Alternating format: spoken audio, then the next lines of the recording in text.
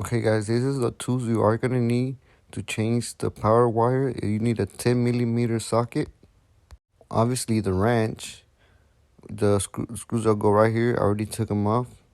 We're gonna need cutting pliers, we're gonna need pointing pliers, and just regular pliers. Okay, follow me inside the extractor. This is what the extractor looks like. Let me show you around. Okay, this is the vacuum. This is the water pump right here. And this is the heater. But this is not what we're here for. What we're here for is the power cord. The power cord is this white one, green one, and the black one. Now, we're gonna use the cutting pliers to cut the wires. Let's go. Okay, I just cut the wires and installed the butt connectors.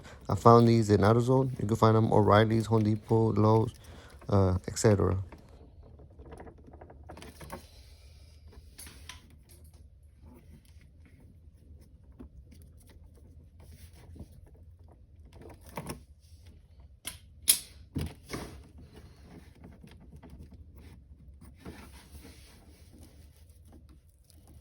Okay, here I connected everything. All the wires are clamped, and just make sure that we installed it before we stick the wire inside the where it's supposed to go, and make sure you hand tight it.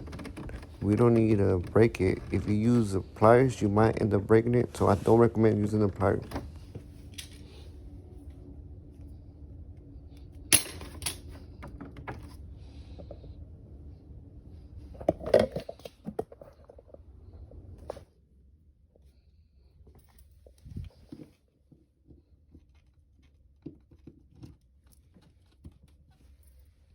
I'm in the truth.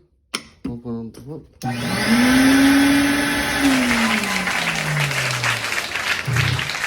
Okay, everything works good. Vacuum, pump, heater, set it in the fridge mode. Thumbs up. Thanks for watching, guys.